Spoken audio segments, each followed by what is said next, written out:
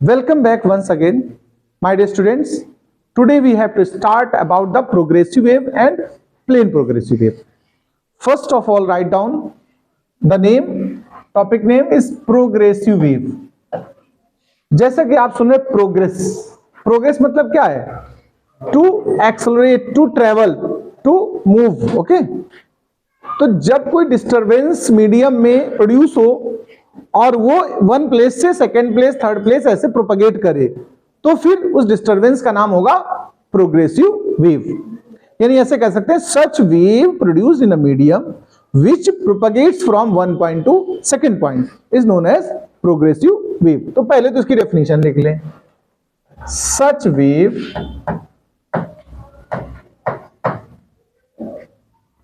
which propagates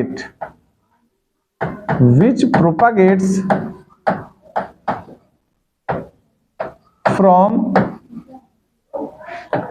one point to next point in medium is called progressive wave. अब बात आती plane progressive wave. हम लोग पढ़ेंगे प्लेन प्रोग्रेसिव वेव. वो क्या है?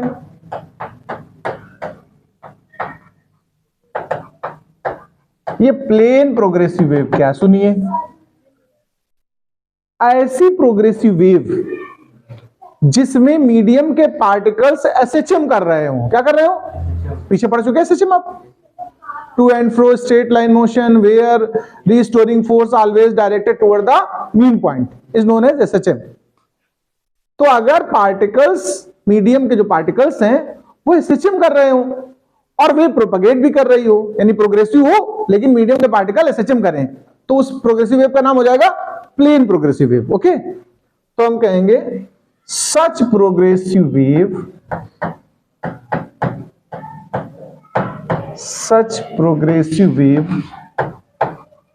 in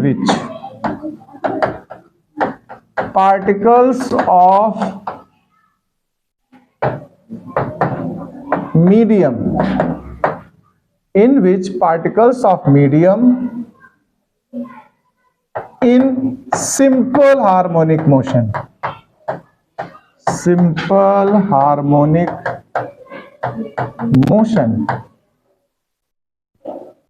is called plane progressive wave. Note करिए इतना.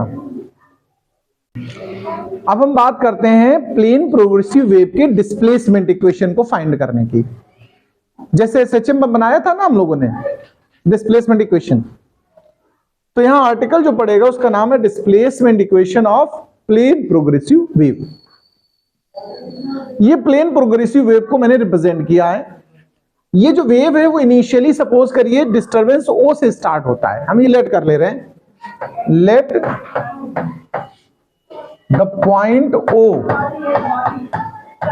Is origin of wave and wave moves या propagates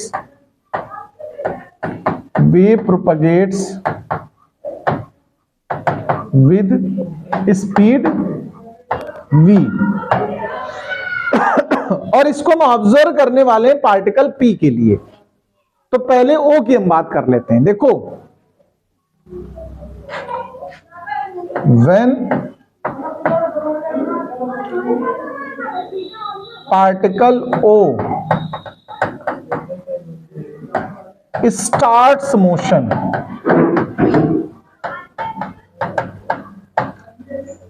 या डिस्टरबेंस, तो जब O पर डिस्टरबेंस हुआ तो उस समय x कितना चला हुआ? 0.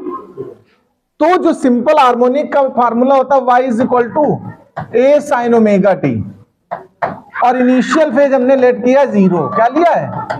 इनिशियल फेज 0 लेट कर लीजिए, लेट लगा देना आगे.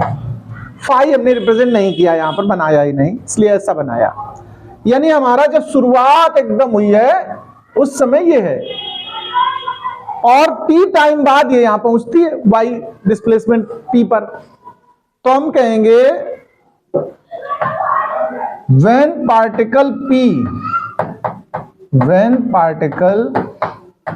p disturbs, then टाइम, देखो जब p डिस्टर्ब हुआ जाकर तब तक टाइम कुछ बढ़ चुका होगा कि नहीं बताओ, तो टाइम कितना लगा होगा, then time taken by disturbance ने कितनी डिस्टेंस कवर की है, x डिस्टेंस। देखो p को डिस्टरबेंस जब मिल रहा है तो डिस्टरबेंस कितनी डिस्टेंस कवर करके आया है, x, और वेलोसिटी कितनी थी उसकी, v। तो कितनी देर बाद इसको डिस्टरबेंस मिला, जरा देखो कितनी देर बाद मिला होगा, x बाई v लेटर, है ना, ये कहोगे कि नहीं बताओ, x बाई v लेटर, मतलब इसके बाद मिला करके। तो अगर इनिशियली हम बात करते तो जो फार्मूले में t है वो थोड़ा लेस होना चाहिए, तो at initial for particle p, तो जब शुरुआत हुई होगी उस समय अगर पार्टिकल p की बात करूं मैं, तो टाइम t में से कुछ लेस रहा होगा, और कितना लेस रहा होगा, जितनी बाद ये वाइब्रेट करना शुरू हो रहा है, ये कितनी देर बाद वाइब्रेट हो रहा है, x अपान b। तो यानी पहले जो टाइम रहा होगा उस समय उसको हम t की जगह क्या लिखना चाहिए, t माइनस एक्स अपान v। तो अब हमारी जो डिस्प्लेसमेंट इक्वेशन फर्स्ट आई वो इस फॉर्म में आई, इसको पहले तो आप तैयार कर लो ये बात, ये लेकिन बहुत बेटर नहीं, इसका यूज कम होता है, इसमें थोड़े मॉडिफिकेशंस हम करेंगे। यही वेव इक्वेशन है, इसमें तमाम तरीके से इसके चेंजेस फॉर्म कर रहे हैं। जैसे ओमेगा को हम लोग क्या लिखते बताओ, 2 पाई बाई टी होता कि नहीं ओमेगा होता बताओ, तो आप चाहो तो यहां ओमेगा को क्या पुट कर सकते हो, a sine 2 pi by T t minus x upon B, बताओ ऐसे हो जाएगा। आप चाहो तो t को अंदर इंटर कर दो, टाइम पीरियड है ना t, तो एक ये भी इक्वेशन हो गई। देखो हर स्टेप पे एक नया स्टैंडर्ड मिलेगा, इसका नई स्टाइल मिलेगी। 2 पाई यहीं रहने दिया, कैपिटल टी को यानी टाइम पीरियड को इंटर करा दिया। बोलो ये बना कि नहीं बना बताओ। अच्छा a साइन 2 पाई, ध्यान देना प्लीज, t बाई टी को रहने दिया, ये 1 अपान टी है ना, ये क्या होता है फ्रीक्वेंसी, तो इसको n x बाई v लिख सकते हो कि नहीं लिख सकते हो बताओ, और v is equal to n lambda होता है, तो n इज इक्वल टू क्या हो जाएगा, v बाई लैम्डा, या n अपान v की वैल्यू 1 बाई लैम्डा नहीं हो जाएगी। देखो जरा ध्यान से देखो, एक फार्मूला होता है v is equal to n lambda, उससे अगर n और v का रेशियो बनाए तो क्या बनेगा, 1 बाई लैम्डा बनेगा, तो n और v हटा दो,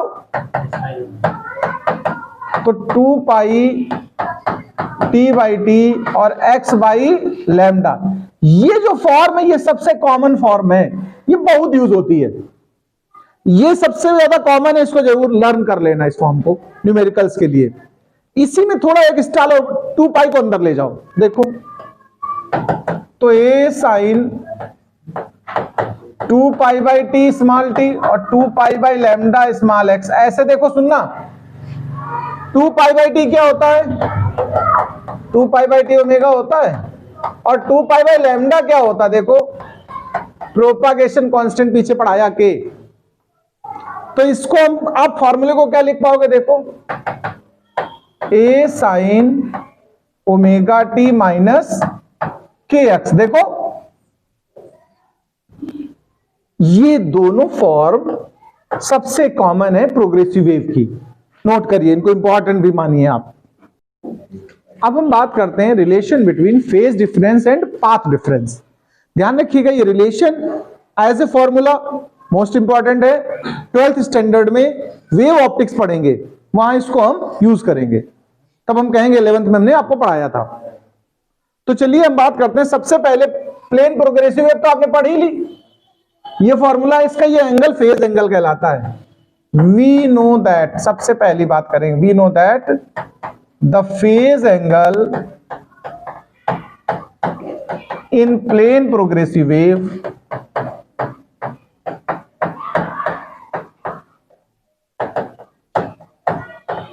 इज, देखो phi is equal to omega T minus k x.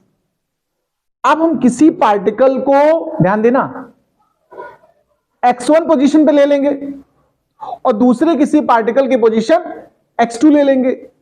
दो अलग अलग पोजीशन पे पार्टिकल्स हैं और सेम टाइम पे हम उनके फेज मेजर करेंगे। तो हम कहेंगे phase for a particle, phase for a particle at point x1 and another particle at point x2 at same time, time same रखना है, will be क्या होंगे? देखो x1 के लिए फेज को हमने phi1 नाम दे दिया, तो phi1 is equal to omega T minus K x1। Time same रखिए इसलिए ओमेगा टी सेम बना रहा। और phi2 निकालो दूसरे पार्टिकल के लिए, तो ओमेगा टी माइनस के x2। हम फेज डिफरेंस की बात करें, नाउ फेज डिफरेंस, तो जब डिफरेंस निकालोगे तो phi1 माइनस phi2 कर दोगे। इन दोनों को देखो माइनस करो, ओमेगा टी कैंसिल हो जाएगा, तो के x2 माइनस के x1 आया। के कॉमन ले लो भाई, ये डेल्टा फाई यानी फेज डिफरेंस बोला जाएगा। के कॉमन हो गया तो x2 माइनस x1, और जो x2 माइनस x1 है ये पाथ डिफरेंस कहलाएगा, डेल्टा x। क्या बात करते हो, एक माइनस रहेगा एक प्लस रहेगा। phi2 माइनस phi1 करेंगे, अच्छा नहीं phi1 माइनस phi2, ये देखो x1, तो ठीक है, देखो मैंने जैसा लिख दिया वैसे ही कर देते हैं। phi1 लिखो omega T minus k x, तो देखो ये माइनस का ही रहेगा, और जब इसमें माइनस करोगे तो ये कैंसिल हो जाएगा, ये प्लस नहीं हो जाएगा x2। और सुनो, मैं के की बात कर रहा था, के को क्या लिख सकते हो आप, देखो 2 पाई बाई लैम्डा। अब सुनिए ये रिलेशन बन गया, इसको कैसे लिखेंगे सुनना, फेज डिफरेंस, डेल्टा फाई को क्या कहोगे, phase difference is equals to 2 pi by lambda, और डेल्टा ये क्या है, पाथ डिफरेंस। ये इनके बीच रिलेशन नोट कर लीजिए आप लोग, नोट करिए। देखिए फेज डिफरेंस पाथ डिफरेंस की तरह से ही एक रिलेशन होता है फेज डिफरेंस और टाइम डिफरेंस में। उसमें हम सिंगल पार्टिकल की दो अलग अलग टाइम पर पोजीशंस फाइंड करेंगे। तो हम कहेंगे the phase angle of A particle at different time, time इस बार डिफर कर दिया, तो phi1 इज इक्वल टू, इस बार फाई निकाल रहे हैं phi1, omega T minus k x था ना फॉर्मूला, तो omega t1 minus k x. Position नहीं चेंज होगी इस बार क्या चेंज होगा, टाइम। ऐसे phi2 निकालोगे तो omega t2 minus k x. अब डिफरेंस निकालो, डिफरेंस phi1 माइनस phi2 कर लीजिए, जरा देखिए इन दोनों को डिफरेंस करिए, omega t1 minus k x minus omega t2 plus के एक्स, के एक्स कैंसिल, तो क्या बचा देखो, omega t1 minus omega t2, यहां ओमेगा कॉमन है, ये डेल्टा फाई है, तो t1 माइनस, और t1 माइनस t2 को क्या कह दोगे, डेल्टा टी नहीं कह दोगे, टाइम डिफरेंस। ओमेगा खुद क्या होता है, 2 पाई बाई टी होता है, t1 माइनस t2। अब ये रिलेशन देखो कैसा तैयार हुआ, delta phi is equal to 2 pi by T delta T, small T है ये। यानी हम ये कह सकते हैं phase difference is equals to 2 pi by time period multiply by time difference. Note कर ले यहां तक,